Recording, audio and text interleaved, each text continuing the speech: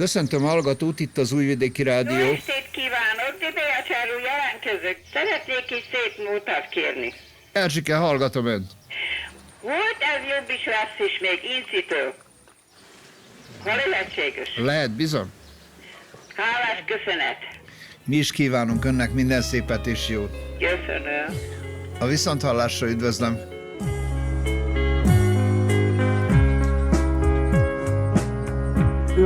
Jó napot kívánok!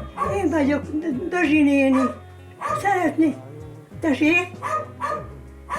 Köszönöm szépen! Hallja, nagyon szeretnék kérni egy nótát, a Szabadkárú, azt a nótát, de én nekem csak Dözsi néninek, saját magamnak akarom küldeni. Szeretném a homokórát megállítani. Jó lesz aranyos. De a homokóra csak pereg, így hát kedves, tovább szenvedek. A 20. század 70-es, 80-as éveiben Jugoszláviában az egykori jugó pop és rockzenei szintér a Gyevgyeliától a Triglávig nagyon változatos és igen gazdag volt. A lakodalmak több napig is eltartottak, a kiskocsmákban és vendéglőkben a zenekarok élőben húzták el a vendégek kedvenc nótáját, az ifjúsági otthonokban, a hétvégeken táncmulatságokat rendeztek, a legújabb slágereket játszva. Vajdaságban a 80-as évek elején a diszkósok az együttesek többségét lakodalmakba rekesztik. Ahol nem volt fontos az angol és amerikai toplisták majmolása, Annál inkább hangosabban, modernebben kellett előadni a mulatós dalokat. Míg a mulatós együtteseket az értelmiségiek ki szerették volna gyomlálni, addig a zenei szakmával foglalkozók azon elmélkedtek, hogy a zenéjüket melyik izmusba sorolják. Újvidéki, lálós szlengben a sógor szó a lyuksógort jelenti, de jelenthet széles körű rokonságot is. Ezért nevezték a jelenséget sógorizmusnak is, de ez a név sértette a 3+2 zenekart. A feszültségkeltés megakadályozásáért kellett gyorsan kitalálni a muskátli fogalmat.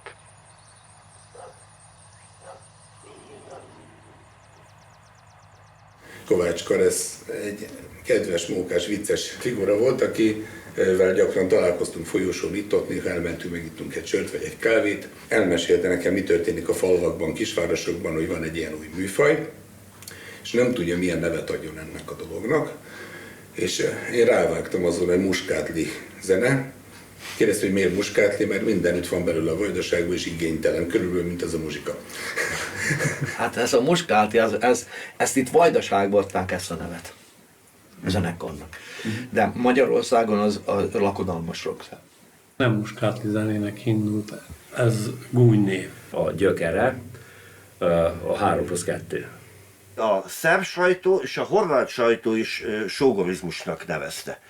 Akkor jöttek különféle nevek, hogy child rock, így is hívták, lakodalmas rock. Lakodalmas rock kifejezés az még némileg jól hangzott, mert benne van a rock. De azért nem találó szerintem, mert nem rock. Vannak rockos elemek benne.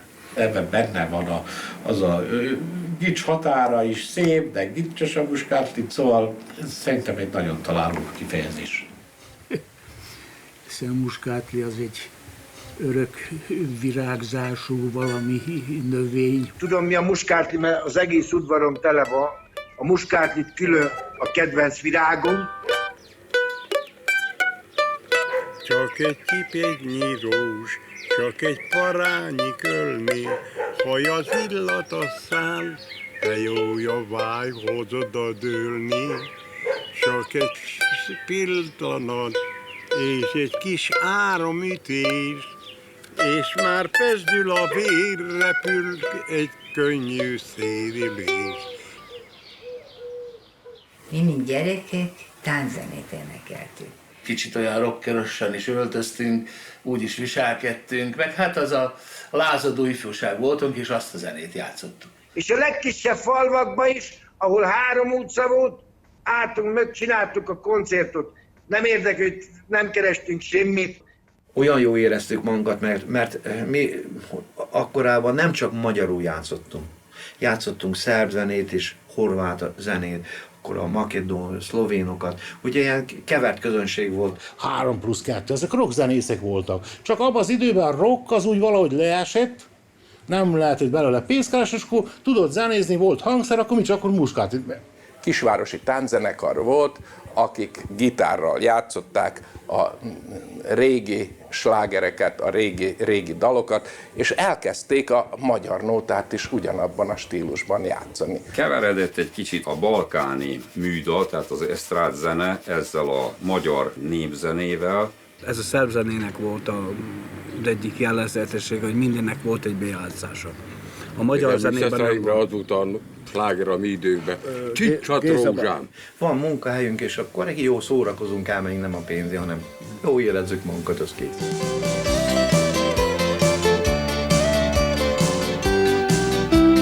Genderköles, ciroc, vislik, mind rakásra rohad sorba. Ez a mai tervgazdaság beosztási sorra. Decemberben répát szedünk, nyáron jeget vágunk. Ma holnap már ürgemódra mind a szántóföldön állunk. Amelyik népdal nem állta meg a helyét, azaz nem volt igazán népművészi jellegű, az eltűnt a süllyesztőben. Miért?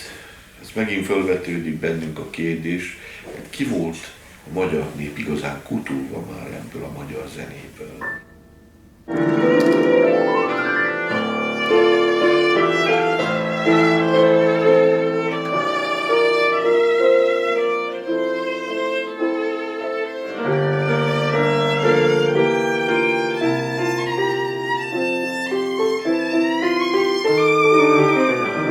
Vajdaságiak, mint a magyarországiak, nagyon művészkedtek, és nagyon művészien énekeltek. Ez a Maris néni, meg az a Jóska bácsi nem bonyít a kaszálás közben, hanem énekeli normálisan, természetes hangján. Gyere, táncolj, cigánylány, nekem úgyis mindegy vár. Eliszom az utolsó pénzemen, köszönöm, hogy szerettelek végedes. Az EHO 82, az Újvidéki stúdióban ott van már 6 dal az EHO-tól. Szerb, magyar, olasz és angol tánczenét játszottunk. Megszületett a szöveg, mit tudom én, napokon belül valaki megcsinálta a hangszerelést. Másnap már próbálták, harmadik nap ment magyar szöveggel. Már értesítették a tévét, a tévé megcsinálta a spottot. Volt rá érdeklődés.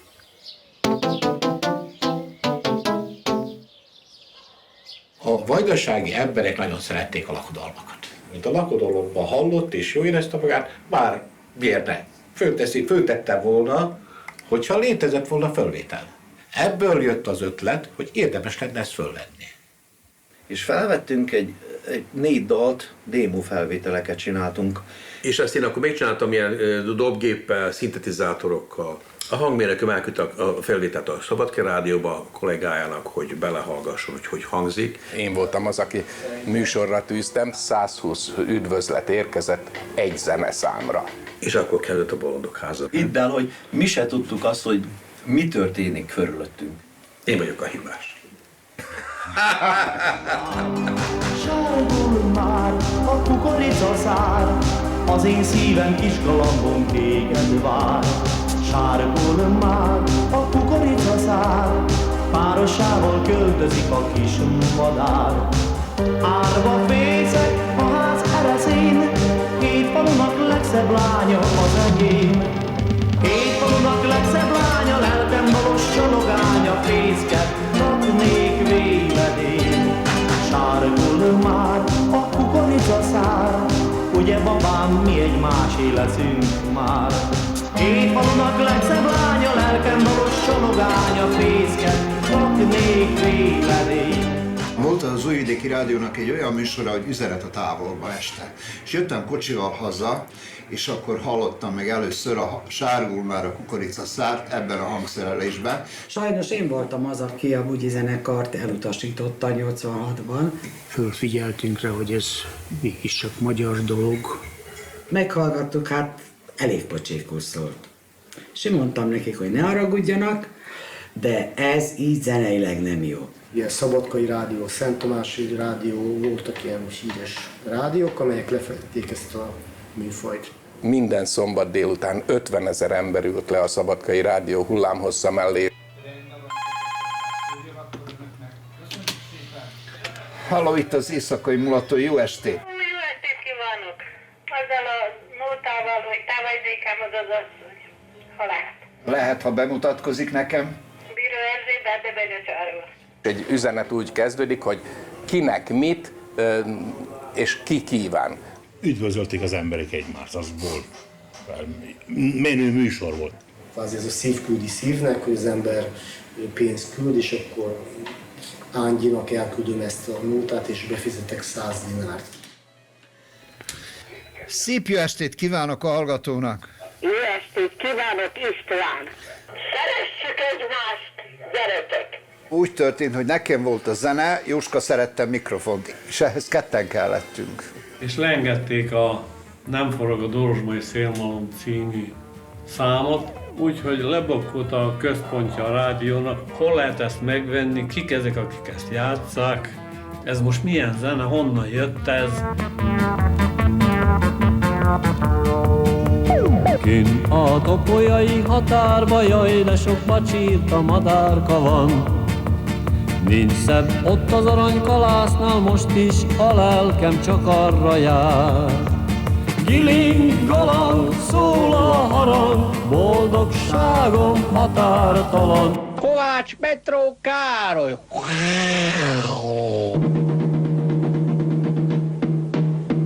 Figyelem, figyelem! Értesítik a lakosság! Nem a lakosság, hanem a nézőség. Kislány!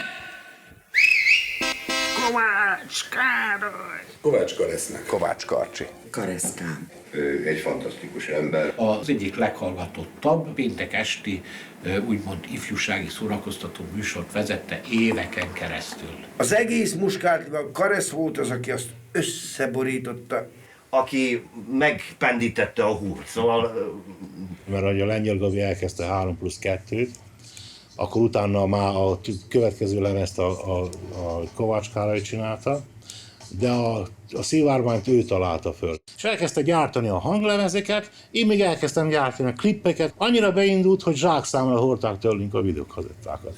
Az ő stúdiója volt-e privát vagy valakié, tehát maszekoltak sokat. Az adásban föllép a Pink Floyd, Donna Summer, Prince, Madonna, Brian Ferry, Cult, Bee Gees. És a szivárvány. Így igaz. Itt a horgosi vitamingyár degustációja, finom horgosi kávé. Ez az éjszaka után nagyon jó jön.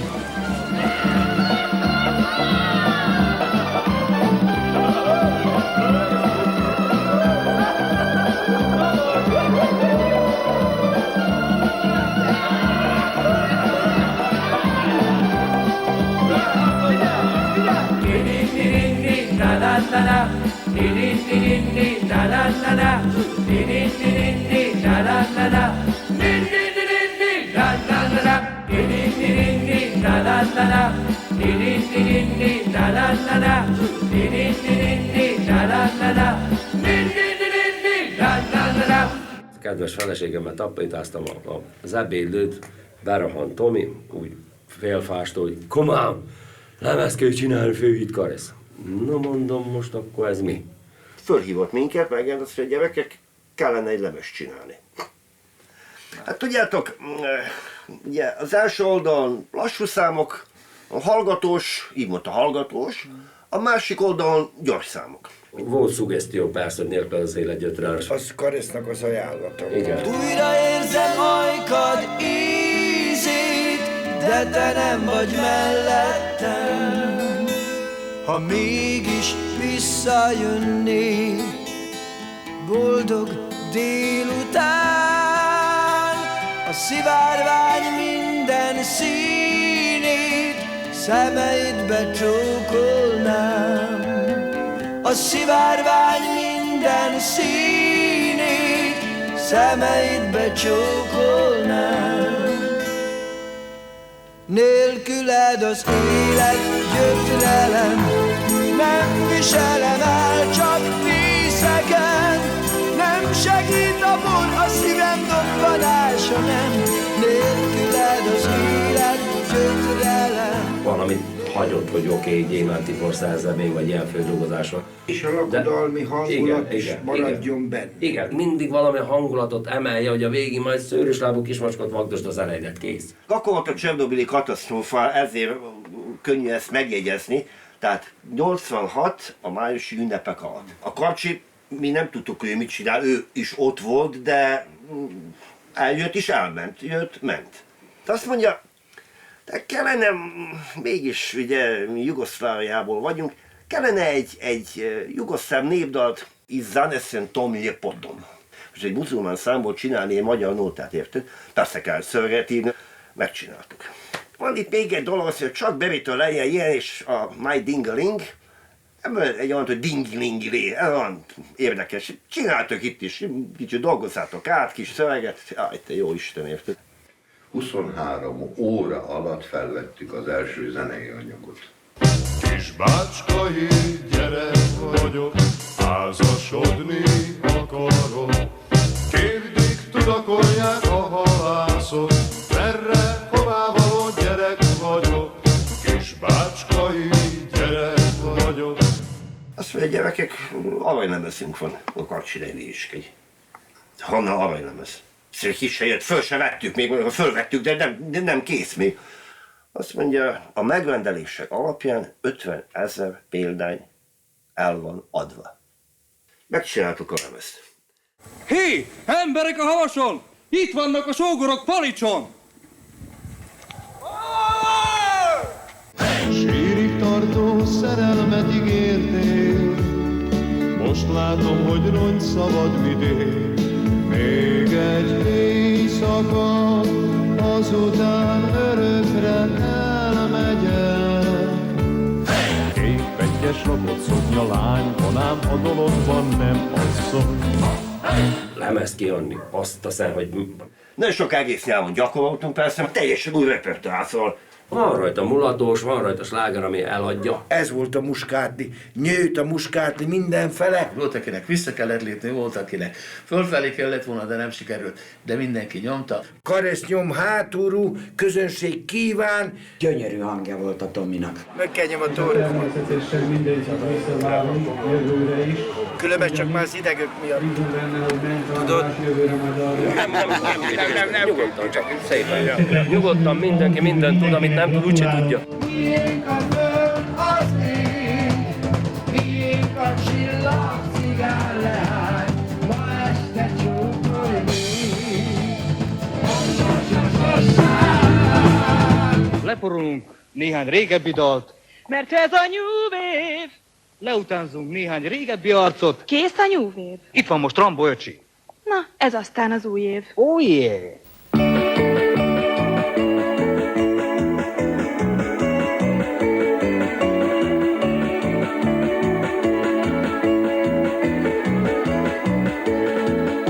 Szeretem a mézes puszikarikát, szeretem az édes kicsi patikát. Verdülj hát, fordulj hát, add ide a csókos szál. Verdülj hát, fordulj hát, add ide a csókos szál. Verdülj hát, fordulj hát. Ha végig megyek rajtad én, eszembe jut. Ezt mindjárt végítették. A társasról, ha végig megyek rajtad én, eszembe jut. Egy régi szép ledem, mindent így. Másképp volt lejátszva, másképp volt elképzelve, minden másképp volt. Tehát van ebben, amit a Kovács mondta, hogy underground elemek az elején. Lankány út, akkor underground is volt, mert akkor még nem volt meg a céles közönség. Földolgoztuk bitritmusba is, ment a csádás. Tehát a lényeg az, hogy ez mind az igazi, az őskorból úgy mondván. Megjelent valami, ami felkavarta kedélyeket, és amely terjedt, mint a futótűz. Szeretettel köszöntjük kedves nézőinket a Nóta szóval azt üzenem című műsor mai adásában, amelyben, mint megszokhatták, mindig a muskátli zenéje a főszerep, és természetesen a nézőké, a hallgatóké, azoké, akik szeretik ezt a zenét. Óbecsére a legdrágább kislánynak minden szépet és jót kíván édesanyja, édesapja és 2 batyusa. érdekes dolgok történnek, az internet összehozta a Muskátli zene kedvelőket, a műsorunkat ugyanúgy nézik Kanadában, Ausztráliában.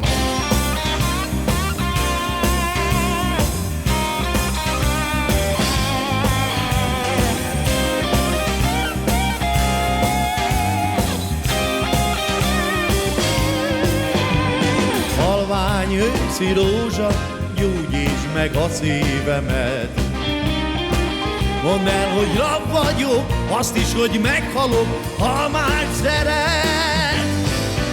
900-as elején ott voltak az operettek, meg utána csinálták ezeket a mesterséges magyar nótákat, ami nem volt népdal, magyar nóta, és azt utána ezek rokkosították. Igazán magyar nótát aránylag keveset dolgozott föl maga a Muskátli zene. Se magyar nóta nem volt, se nem magyar nóta, se ez, se az. Minden bű volt vegyítve. Bejött a tánzene, és maradt a magyar nóta. És ezt a 3+2 egybevonta. Pesdítő, pulzáló zsomazene egy kicsit valahol az alapja. Hegedű nélkül nekem nincs Muskátli zene. Én azt szeretem. Csak azért is bocsássa meg nekem a világ, megsiratom a romantikát. Tiszteltetem az elektronikát, a művirág nem igazi virág. Húzzad hát, öreg cigár, tőlem ne húzz! Zeneileg is, és szövegileg is egy nagyon, hogy úgy mondjam, komplex műfaj volt. Mindent tudtunk játszani. Szilvi már tudta, hogy itt hangszerelésről van szó. A szólót bejátszotta gyönyörűen, amikor megszólalt a hangja. Szombat este rám nézett a babám, árva szívem megigézte talán. Ébren álmodom, mióta rám nézett a babám. De nem tudom, minek ide sok beszéd, ha megcsókol nincsen többé semmi vész. Rabságom most mindenki cselkedik.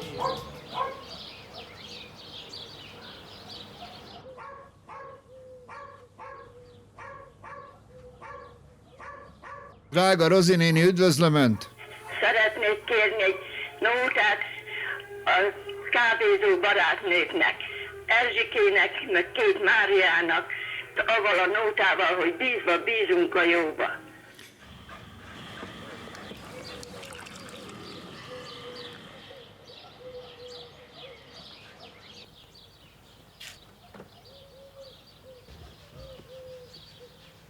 Bármit kérnek, megkapják a kérdalt.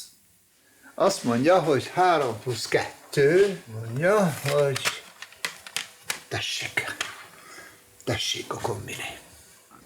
Lehullott a nyárfa levél, hová lettél betyárni? Csak azért iszom én. Hogy megy az a nóta? Csak azért iszom én. Hidd el nékem, kicsikém, te miattad. Na, Isten éltessen benneteket. Csoda Sokáig szép. Isten hozott? Köszönjük szépen. Itt a Dukai Pisti hajlékába.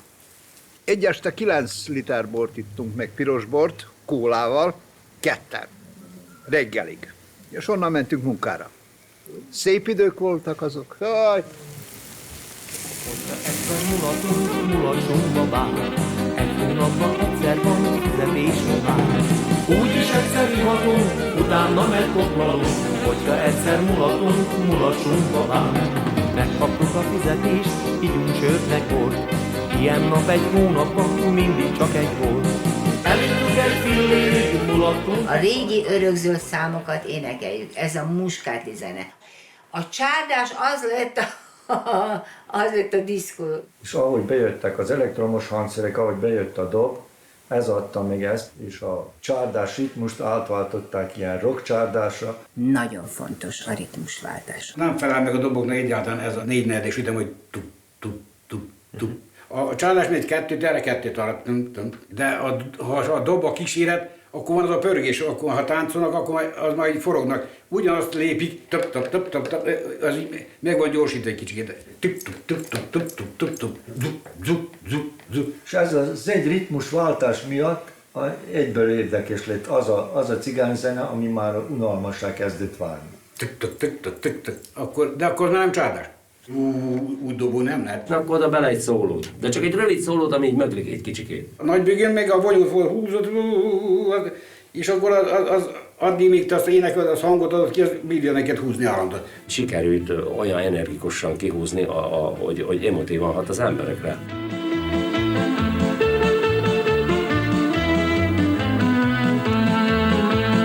Az a rendes iparos, aki mindig itamos, és sohasem vészeg.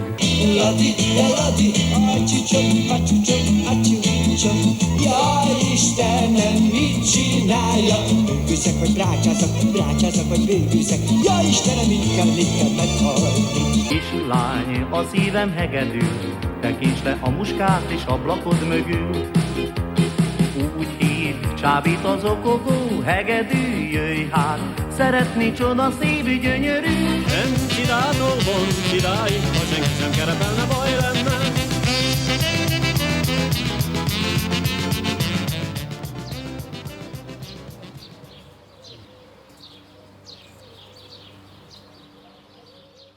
Az első lemezünk az 86-ban jelent meg. Ez volt az első magyar ajkú zenekar, aki lemezt adott ki.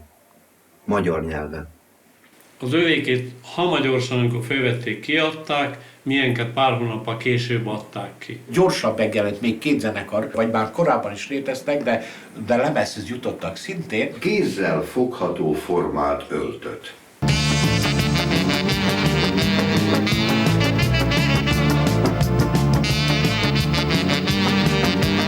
Én le tudtam mérni az érdeklődést a lemez után, mert saját magam árultam a lemezeket. Kipakoltuk a kamiont, és 3 nap múlva telefonáltam, hogy hozzanak gyorsan árut. Kovács Karesz annak idején szellemesen úgy mondta, hogy homokot exportálunk a Szaharába. Hogy miért terjedt el? Kielégítették azt a hiányt, amit tulajdonképpen a nép érez. 4-es sorjába álltak a kacottái, hogy adjam nekik, én adottam, azok vitték magyarba, eladták, másnap hozták a pízt. Annyi píz volt. A 3+2 együttesnek talán a világon a legnagyobb volt az eladottsága a Halvány őszi rózsa című lemezükről. 10 millió példányba el lett adva, ami hivatalos. Figyelj, itt volt egy dolog, ugye, a kalózok. Na ezt hol vette? Érdekel engem is. Minden szakban van. Volt egy haver kupuszínai, a Baros Pista, neki Békési a felesége, és oda mentek nyaralni Magyarországra. Azt mondja, vettem 20 sógorkazettát, azt átvittem és eladtam. És 2 hétig tejben, vajban. A sógorok muzsjá, amikor megcsinálták az első koncertjukat, én álltam, azt tátott szája hallgattam. Sógor Jancsi, mikor énekelt, hát azt mondtam, hogy ettől szebbet én még nem hallottam. Úgy hangzik, mint amikor lemezt raknak fel.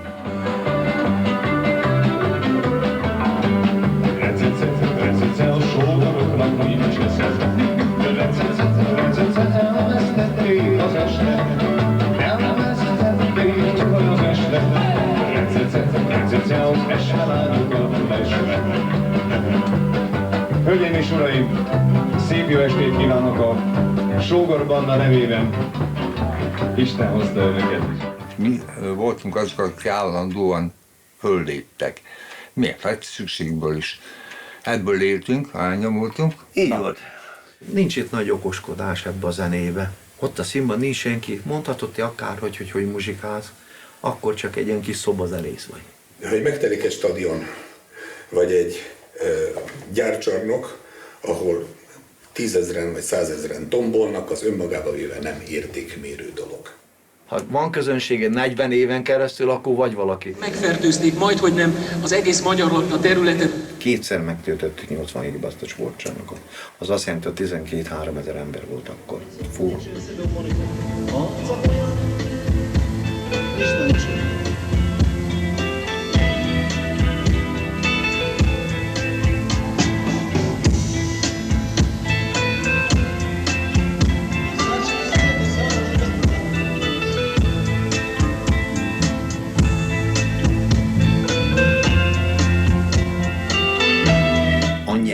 nem játszottunk soha az életben. Ez volt az egyetlen az életünkben, ami abszolút profi. Lévi után beleszólt a technikus, hogy mit szeretne hallani. Mit bánom én, amit engedsz, komolyan az életemben nem musikáltam olyan cuccon. Nagyon nagyot szóltunk, rettentő fogadta a nép. Omega cuccon játszottunk, ők hangosítottak bennünket a BS-be. Hát az nekünk tudod mi volt, hát az... Ezek a fiatal emberek, akik ezt a zenét játszák, amit önök kedvelnek, amiért eljöttek ide, ezt a zenét itt ingyen játszák. 2 vagy 3 technikus, menedzser, egy időben 2 menedzser, hát emberek. Az úti költség, a hotelok, kellett enni, a benzin, őrült költségeink voltak. És akkor kezdődtek minél jobban a bálak, a rendezvények, sőt az ilyen koncertek is, ahol több zenekar föllépett, ahol a nagy tömeg elbírt menni, és kibírta mulatni magát. Turbulens idő volt egész Jugoszláviában, és hirtelen most az jut eszembe, mint hogyha mindenki valamiféle haláltáncot járt volna abban az időben. Egyfelől bomlik fel az ország. Voltak ilyen kicsit politikai ilyen megszorongatások is már. Ekközben pedig az emberek egyre inkább mulattak.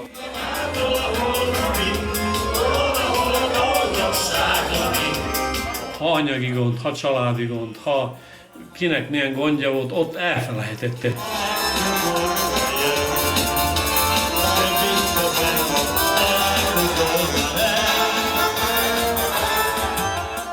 Ez egy olyan objektum volt, amelyben olyan vidéki vendégek jártak, akik ezt azért jártak oda, mert az volt.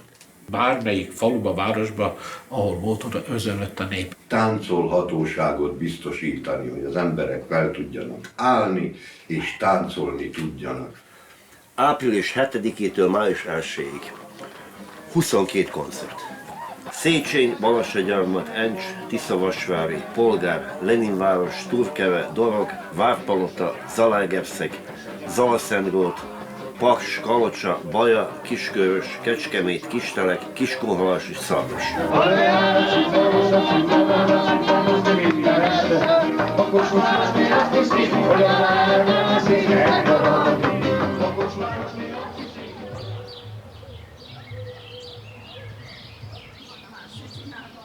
Az Erzsé néni kérlek szépen hajnali 3 órakor, jeges, ónos esőben, kerékpárral bebiciklizett a rádióba, bejött, és úgy vettem le a bicikliről, és vittem be a stúdióba a 2 mankóval.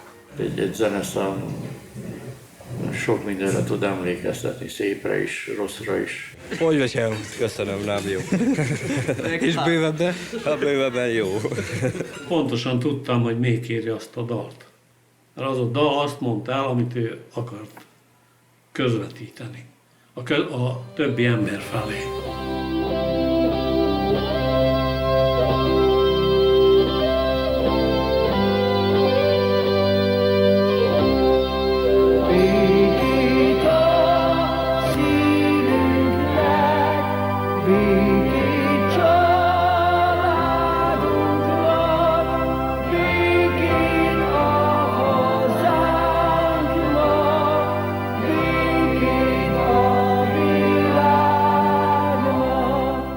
Azt mondják, hogy a Jóisten áldja meg, és még sokáig énekeljen nekünk így.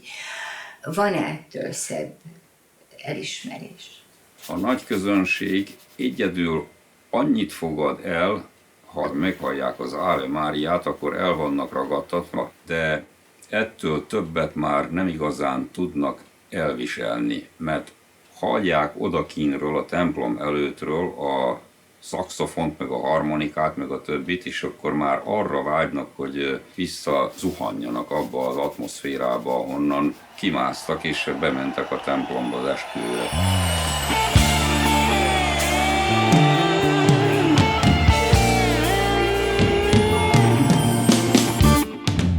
Szilveszter éjjelén esett a hó, egy szárny jött könnyedén, egy csillogó. Katinka nézte csak a könnyű szánt, kiszállt egy feslegény, s eléje állt. Én édes Katinkám, csak egyszer kacsincs rám, csókolj meg, ha szeretsz, és gyere bújj hozzám, elviszlek egyszer neves rám, nem fázol sohasem.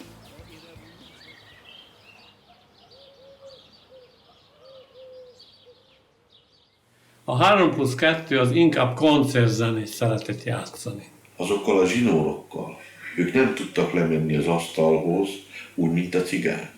Úgyhogy nekik ez egy akadály volt, nekünk ez nem volt akadály. Közvetlen föl az asztalra, gyerünk föl, ott Kotroba Jucitól kezdve grimaszok, nem tudom mik.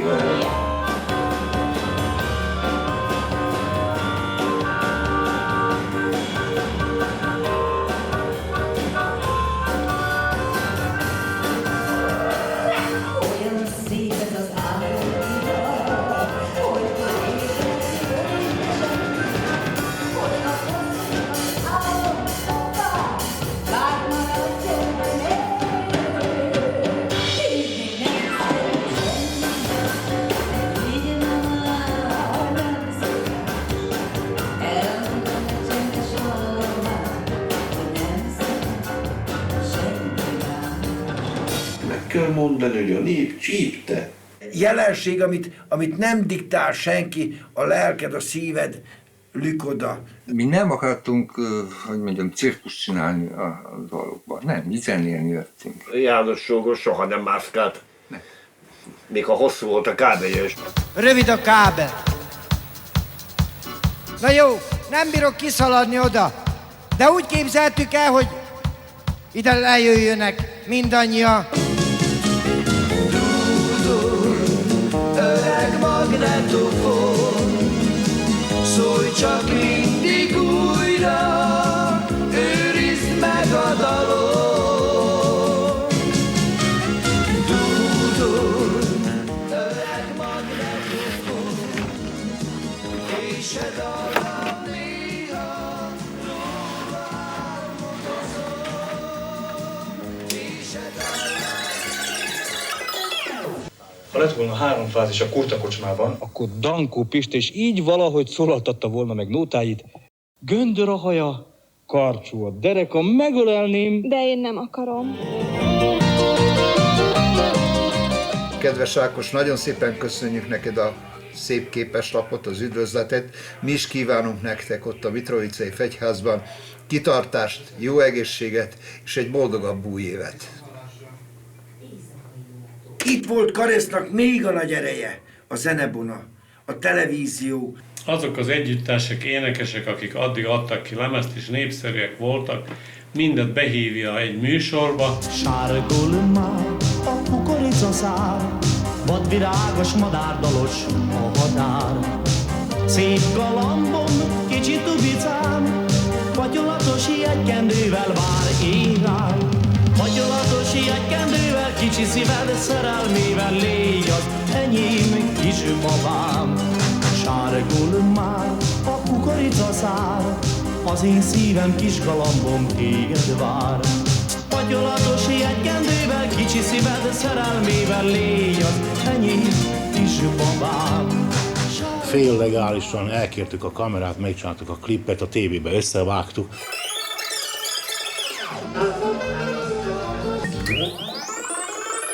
Soha az életben nem fogom elfelejteni, szabályosan kiráz a hideg, mert itt van előttem a jelenet, hogy... Tudom, hogy ki voltunk sminkelve, szemüveg, egy bajszok. Azt mondja a rendező, fordulj ide, fordulj oda. Az volt egy sztori, hogy eljöst.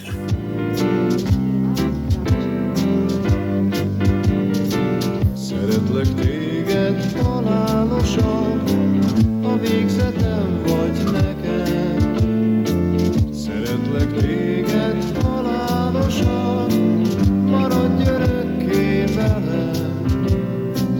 Elérhetetlen szerelmedig, örök rabszolgád leszek, s kiharcolom majd a csókodét, a boldogságot neked. Voltak komoly klipek, például a Vörös bort ittam az este. Hát el is tartott az a pincérenet, azt hiszem egy nap. Hát egy nap.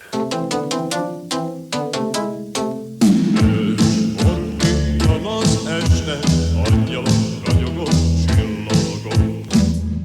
3 váltásba 40-valány videorekorder sokszorosította a mi produkciónkat. 4-5 klippet fölvettünk akkor. A közönség fogta ezt is. Ha bemegyek a kocsmába, belleszek, aki dobnak a kocsmából, én leszek. Ma villant a kanál, patányé, meghalok a babáné.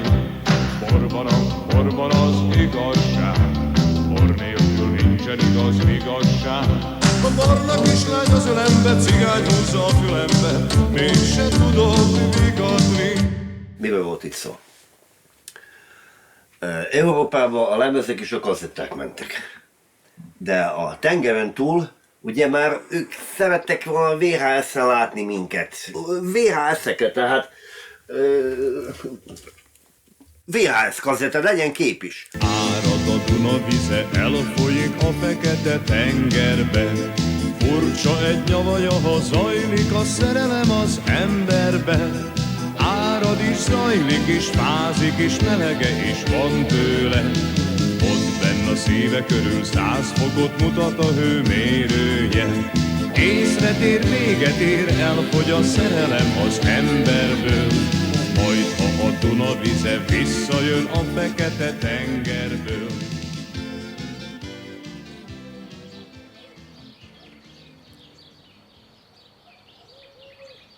Egész nagy vita alakult ki Vajdaságban, hogy ez gics vagy nem gics.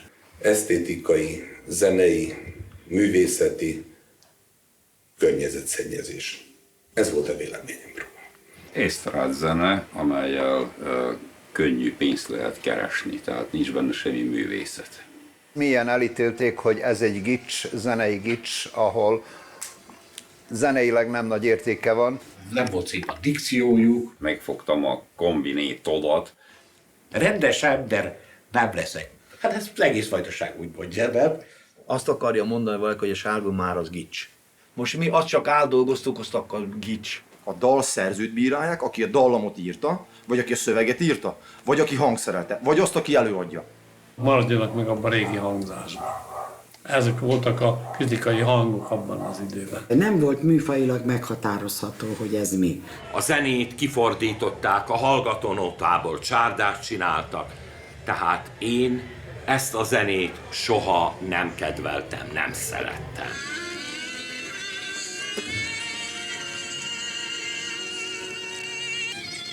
Nem a bufó? Nem. Bufó?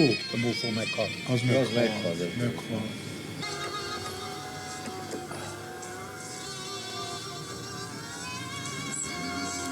Ezt hívják zenének. Legyen az akármilyen elit bál, a végén mindig előkerül a csárdás, mindig előkerül a mulatós, mindig előkerül a hallgató. A hallgatót azt mindegyik úgy énekli, ahogy akarja. Itt bent érzelgő ember vagyok. Ha az hallgató nóta, akkor legyen egy anyás nóta, az én anyámnak nincs sejem ruhája. Az én anyámnak nincs sejem ruhája. Az én anyámnak nem is álma jó. Anyám se sír majd miattam annyit, s a régi bánat beheged.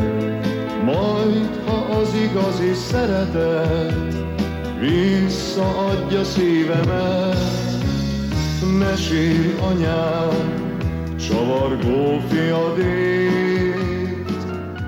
Ízlésbeli problémáról volt itt szó. Ilyen számokat szerintem nem lehet produkálni dobokkal, gitárokkal. Sírt a gitára.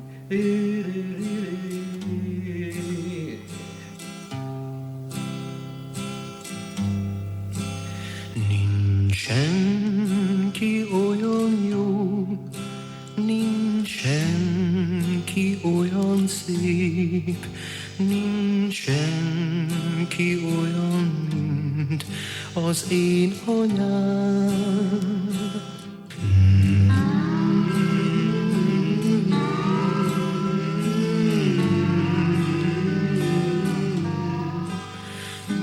Nincs senki olyan jó,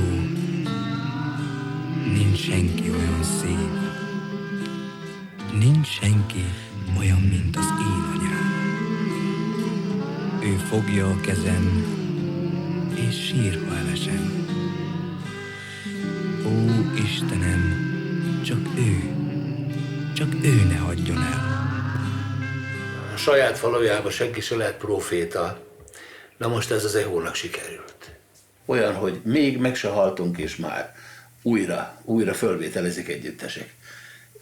Ezt elértük. Ahogy ócsároltak bennünket, akik védtek, ugye mindig népszerűbb lett, mindig több volt a kérés, hogy ide gyártak muzsikálni, oda gyártak.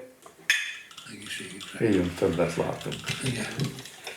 Hogy mennyit rontott a morálon, vagy az ízlésen, hát ezt azzal tudnám mondani, hogy oda-haza se mindig rántott csirkét fogyasztunk, hanem megesszük a krumplilevest is, és sőt, azt is néha az ember megóhajtja.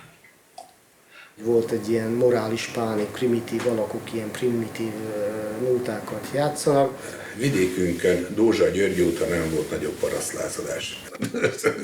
Nem hiszem, hogy lázadás. Ez utána már biznisz volt. 9 kis gólya leszállt a tóra, elhozta nékünk a nyár. 9 kis gólya leszállt a tóra, elhozta nékünk a nyár. Ne félj, rózsám, hiba nem lesz, nálunk a gólya fuvaros lesz. Nem szeretem én a babot sűre, főbe. Ha megeszem, megdagad a hasam tőle. Ha megdagad, ez a száraz daganat. Még az éjjel kimunatom magamat. Mondtam, hogy ez csak egy divat hullám, előbb-utóbb el fog megsüllyedni, el fog tűnni. És igazam lett, annak ellenére, hogy még ma is él. Én úgy látom, hogy kiveszőben van. Nélküled az élet, nem viselem el, csak részegen. Nem segít a bor, a szívem lobbanása nem. Nélküled az élet, gyötrelem. Nem viselem el, csak részegen. Nem segít a bor, a szívem lobbanása nem.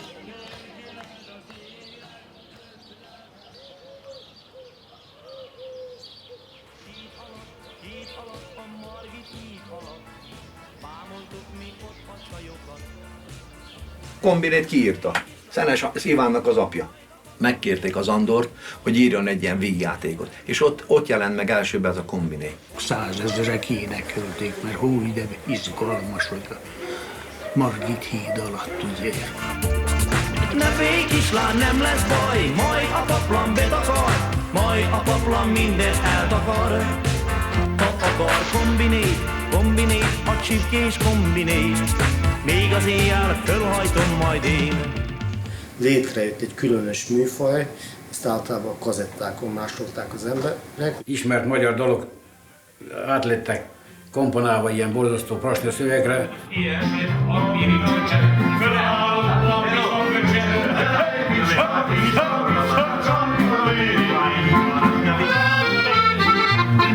De ha meghallgatjuk a magyar nótát, nem a muskátit, a magyar nótát, hát főleg szexről, meg szerelemről, meg megcsalásról szól.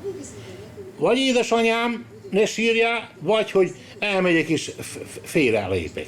Szexológia az egész, tehát mind arra utal. Kétes értékű szövegek, ugye? Szőrös lábú kis macska, hol jártál az éjszaka? Este kimentél, reggel bejöttél sújtomba. Szőr a szitába, asszony az ágyba hosszába.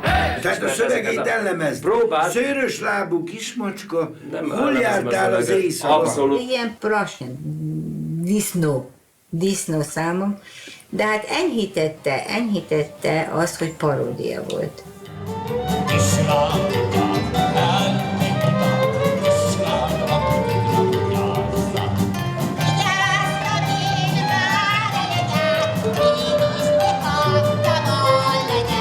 Paródiának csináltuk meg, és leutánoztam a nagymamámat.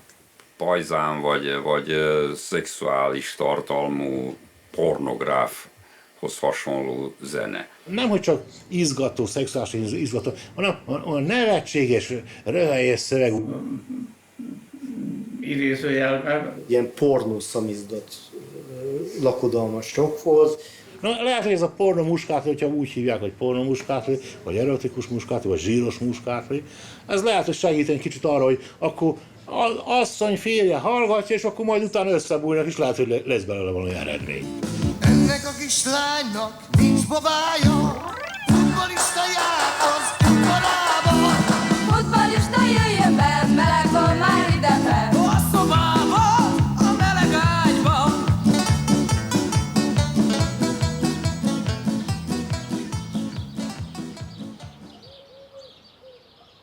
Nem merném azt állítani, hogy a romák kiszorultak a muskátli zenéből, hanem egyszerűen az ő zenei világukban nem tudtuk elfogadni. Nem tudtuk hova tenni. Övön alatt találtuk.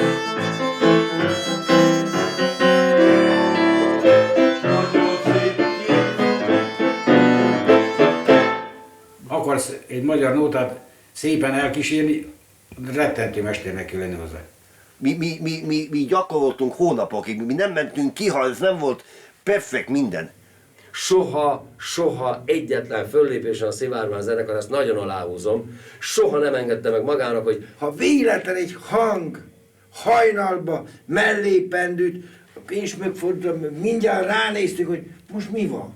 Annyian föltörtek, a Lagzi Lajcsi dagatra kereste magát, hát mi, hogyha ez olyan rossz zene? Nem rossz, csak attól függ, hogy adják el. Meghallgathatja minden profi zenész is, hogy a harmonizáció le lett tisztázva. Söring László, sokat tanultunk a magyar zenébe. Zenészek, magyar zenészek, tartsunk össze. Remélem értik, hogy miről van szó. Köszönöm szépen.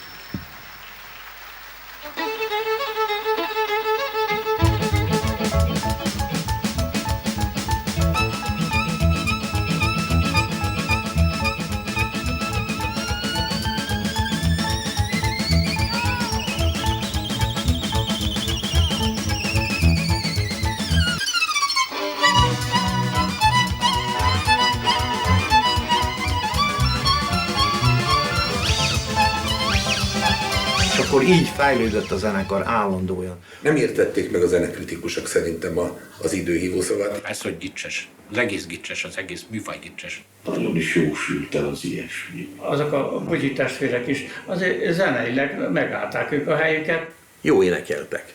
Dallamos számokról van szó. Tudtak jót is csinálni, szóval ez a lényeg. Tisztelnem kell őket, mert jó muzsikáltak. Végül is a muskátli zenének, ha úgy veszem, nincs baja.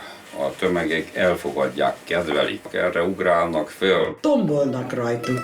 De a kislány halkan csendben csak ennyit felel. Nincs a mondtál és a mondtál nem is szeretem. De a kislány halkan csendben csak ennyit felel. Nincsen jótám és a jótám nem is szeretem. Akinek nótája nincsen, annak szíve sincs. Ha nem hiszel a nótába, szíve eredekincs.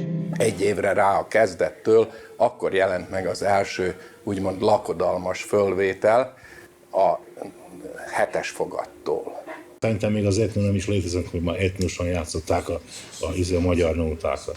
Egy 7-es fogat, aki egy bácskai lakodalmi fúvó zenekar. A banjónak még egy különös hangzás volt, ami úgy fölvitte ezt az egészet még.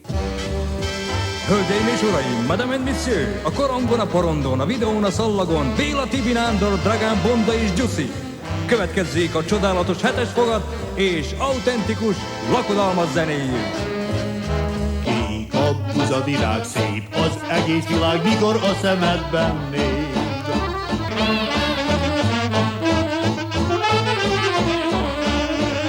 Bementem a patikába szombat este fél 8 után titokban. Megkértem a patikust, hogy fesse ki a két orcámat pirosra. Olyan huncu kenceficét keverjen, aki rám néz, lélegezni sem merjen. Minden legényt egyenest a harmadnapos hidegverés kileljen. Szóval minden volt itt, voltak jók, voltak mindenfélék. Jött egy hiperprodukció, Magyarországon is kezdődött, addig Magyarországon nem volt, csak néztek mind a moziból, hogy mi történik itt. Bugyi testvérek által létezett zenekar fölvállalta, hogy lakodalomra játszik. Többi zenész pedig merészséget adott magának, na akkor most én is fogok játszani. Ők játszanak, akkor én is bírok játszani. Az, hogy mi összeraktuk, azt hülyeség piszkálni. Azt tessék, akármelyik zenekar úgy muzsikálja le, sikere lesz. Ugye esetkönyvünk vagyunk ma példaképek, ugye? Ha meghalok, jó emberek, anyám mellé temessetek, de kár, de kár, jaj, de kár.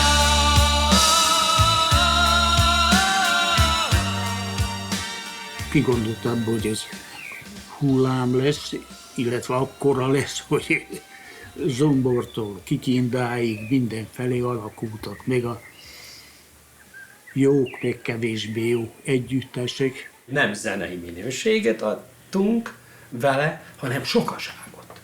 Népies kultúra szűrődött be, különösen vidéken. Hát tulajdonképpen a zene a népből is jött föl, az indiánok mit csináltak? Hát a tűz körül ugráltak és énekeltek. Ők lettek a főszereplők. Akik ugye egyenruhában voltak és ugyanabban a makkorcipőben. Tudja a szöveget, tudja a nótát, és az volt a lényeg. Mi natúr énekesek vagyunk. Minket a Jóisten képzett. Nem az a mesterségük.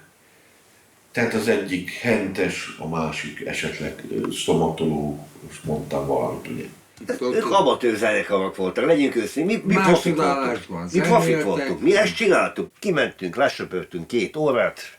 Színpadképes, hangszert kézbevevő zenekar voltunk mi is. Jó egészség, szép asszony feleség, szép asszonynak jónak, jó járásulónak, kár megöregedni. Tilos, tilos, tilos, háromszor is tilos, a menyecskét szeretni, mert a menyecskének ura van szegénynek, megölelni tilos, a megé.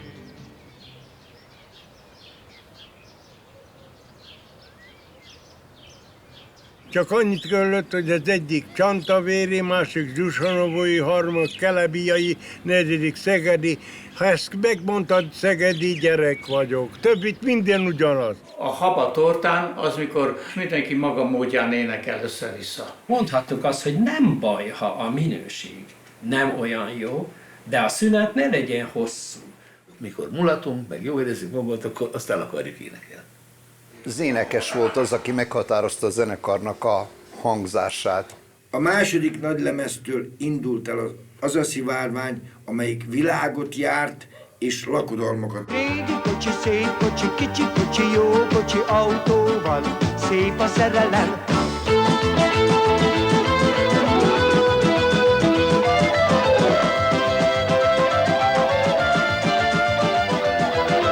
Amit ismertem, fújtam, amit nem ismertem, hallgattam. Muskátli zene vagy nem muskátli zene. Én is részt vettem ezekbe a folyamatokba. 3+2-vel is énekeltem. Második félidővel énekeltem, miattam vált szét a második félidő, és lett egy úgynevezett harmadik félidő. Ahol úgy hangzik, mint a 7-8-an volnák. Ezt mindig vettem föl, és hát ütőpont lett a Megettem a Kenyerem javát című dal. Így alakult ki aztán, hogy párhuzamosan a lakodalmi muzsika a muskátli zenével. Nem is gondolkoztunk, sokáig rámondtuk, hogy legyen, lehet, jó. És akkor úgy be is lett mondva rádió, vagy fölépett a Szent Tamás 7-es fogat. Rámás csizmám tézig lucskos, nagy a lédek a sár. Rámás csizmám mégis mindig a lédek jár. Jegykendőmet cifrán vartam, szép van a legközepén. Jegykendőmet még nekem vágtakodom én.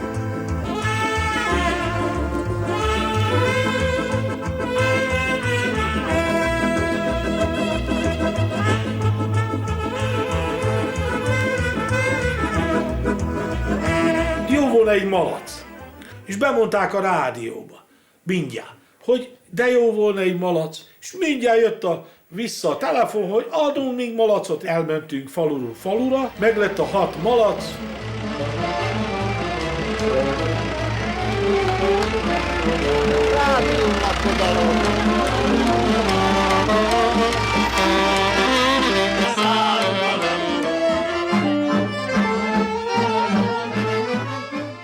Melyik először fölemeli a farkát?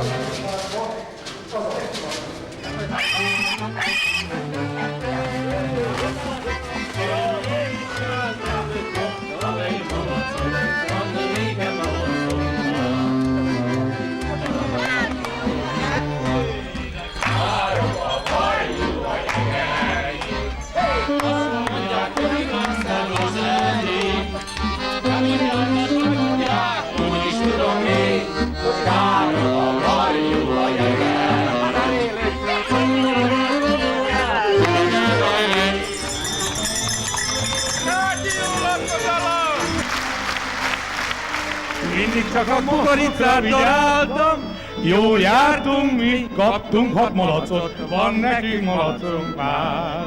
Tisztelt igazgató úr, fölneveltünk 6 malacot, 6 120 kilós disznóvá, amit levágtunk, kóstolót csináltunk belőle, és most itt a rádiólakodalom hallgatóinak szétosztottunk, vagy szétosztunk, akinek még nem osztottuk szét.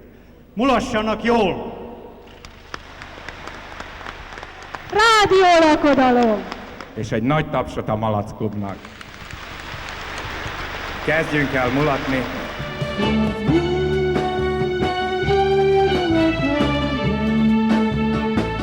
Jaj, de szépek a lányok. Gyönyörű szépen mosolyognak a manökenek. Ha téged látom, úgy érzem már, szép az egész világ. Szép az egész világ. Pálfi elmondta, hogy ez a Dukainak a kedvenc nótája, ráfogta, és utána ebből valóban hónap slágerét tudtunk csinálni. Ezt most állítsd be.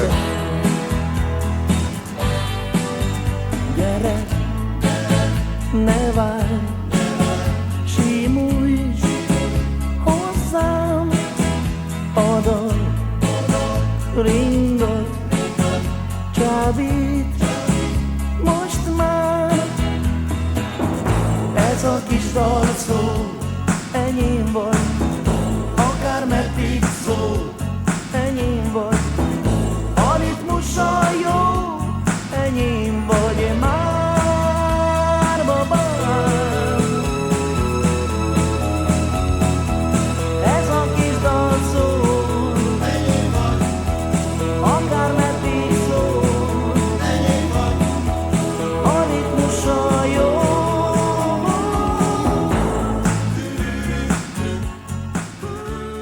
60-70-es években a lakodalmi zenekarok muzsikáltak, nem énekelt senki a lakodalmakban. A vendégénekelt. Sőt, akkor inkább a férfiak voltak kevesebben a magyar nótáknál. A nők domináltak, viszont a muskátli zene meg hozta, hogy a férfiakat jobban angazsálják. Mikor aztán az idő haladásával a vendéglőkbe, kocsmákba, éttermekbe, ahol még magyar zene szólt, kezdtek énekelni, akkor a zenekarok is kezdtek, de a zenekarban nem volt nő. Mert ugye 5 férfi összejön, ott már van énekes, nem kell az énekesnő. És akkor így lemorzsolódtak az énekesnők. Nem volt a nőknek helyük. Inci az egyetlen, aki oda betört közénk. Az Inci Csantavéről. Az Inci... Muskátli királynő, az Inci.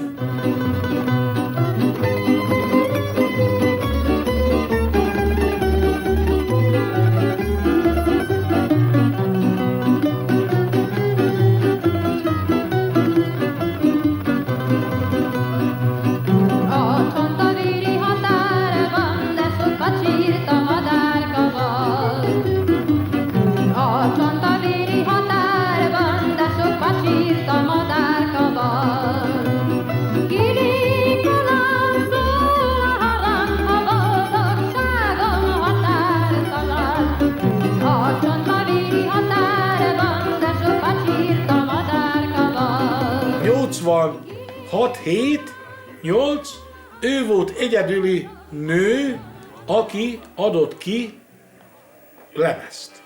De már akkor az elvesztett valamit abból az igazi muskátliból, ami a muskátli volt.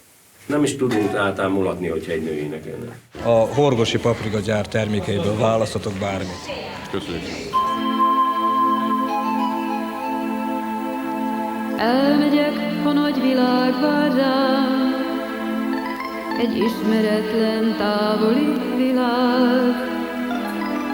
Édesanyám, drága anyám, rád gondolok egy életen át. Hiába van palotád Budán, ha hozzám jársz a boldogság után.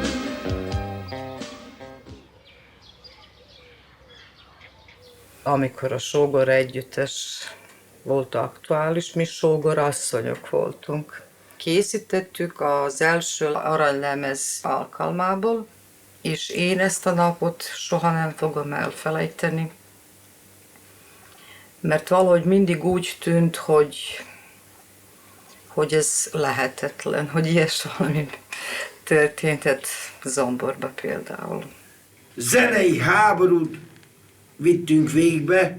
Valóban belekeveredtünk a Muskátninak nevezett zenébe, ebből ki akartunk lépni valami módon, de másképp hozta a sors. Ottól mi egybe tartottuk a népet, szétment minden. Én éreztem, a többiek is valószínűleg, hogy ez a csúcs. Mondom, rám emlékezzetek a csúcson, ne amikor lent vagyok. Akkor kezdődött már az, hogy na most akkor szerbeket nem kellene annyit. Akkor mi játszasz magyarul, akkor szerbek. Akkor kezdődött az űrzavar. Hopp, egyszer csak a behívók miatt. Egyikünk itt kötött ki, másikunk ott kötött ki, harmadikunk emit kötött ki, és kész. Ilyen rövid volt. Én kimentem Bécsbe a családommal, ott zenéltem, ott dolgoztam, és akkor ez ott megszűnt ez a muskátli zene. Én zenész voltam. Nem vagyok zenész. Nem születtem. Én sem. Én sem, mint te. Márványkőves Cifrapalotán. Nem születtem grófnak, de nem is ott nevelt az édesanyám. Egy falusi. Isten, egészség. Mikor bombáztak, akkor már nem muzsikáltuk a népkül. Nem muzsikáltuk. Istuci. Isten. Battalero Malenos.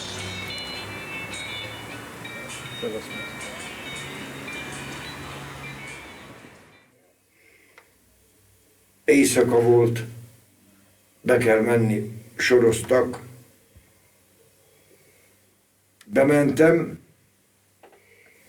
Én nem bírok elmenni oda most valahol a háborúba, hogy az ellen harcoljak, akinek tegnap játszottam lakodalmat.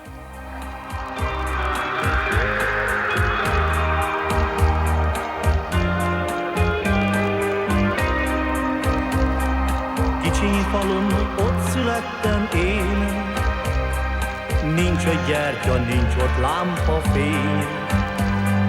Házunk előtt véneperfa áll, engem anyám mindig hazavár. Megírom majd, jó anyám, neked, ne várj haza, többé nem megyek. Amikor a kis falumban nyugovóra térnek, anyám mondj el, értem egy imád. Rendes ember én már nem leszek, nem én. Várnak rám a zöld cimborák.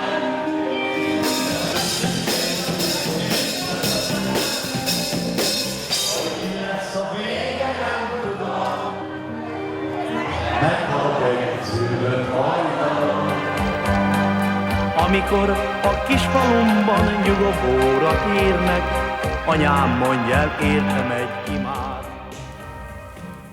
Bármilyen dal legyen, az, aki előadja, az muskátli zenész, hogyha itt bent, a szívében, a lelkében érzi, és úgy adja elő. Az az ember, aki hallgat, az úgy veszi át. hogy milyen nevet azt neki. Akkor Muskátlinak hívták, de szerintem gyönyörű időszak volt. Jó van akkor. Nagyon szépen köszönöm. Én viszlát. Nekem azt mondták, hogy vegyek egy nyakkendőt is erre az alkalomra. Nem lehet, tehát mit tudom én, hogy hol kell muzsikálni. Még már csak ő mindegyiket, nem tudott muzsikálni, elkezdett tényleg. Igen. Jó, gondolj rám néha. Gondolj rám néha. Ismerős?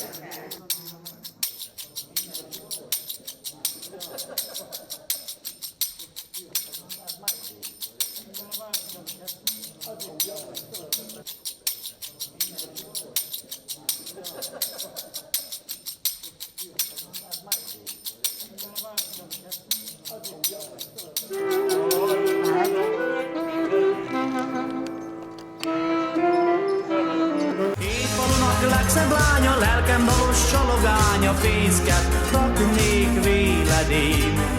Sárgul már a kukorica szár, ugye babám, mi egymásé leszünk már. Nélküled az élet gyötrelem, nem viselem el, csak készegen. Nem segít a bor, a szívem dobbanása nem. Nélküled az élet gyötrelem, nélküled az élet gyötrelem. Nem viselem el, csak részegen. Nem segít a bor, a szívem dobbanása nem. Nélküled az élet gyötrelem. Szombat este rám nézett a babám, árva szívem megigézte talán. Nappal álmodom, mióta rám nézett a babám. Nem tudom, minek ide sok beszéd, ha megcsókol, nincsen többé semmi vész. Rabságom most minden kincsel árad a Duna vize, elfolyik a fekete tengerbe. Furcsa egy nyavaja, ha zajlik a szerelem az emberben. Árad is, zajlik is, fázik is, melege is van tőle. Ott benn a szíve körül 100 fokot mutat a hőmérője. Mi mozog a zöld leveles bokorban? Azt gondoltam, hogy egy róka megedőz. Se nem róka, se nem ősz, komám asszony meg a csősz. Ugrott ki a zöld leveles bokorból. Azt gondoltam, hogy egy róka megedőz. Se nem róka, se nem ősz, komám asszony meg a csősz. Ugrott ki a zöld leveles bokorból. Rózsák, illatozzatok, letépni vétek virágotok. Rózsák, ó, egy se hulljon el, csak ha ő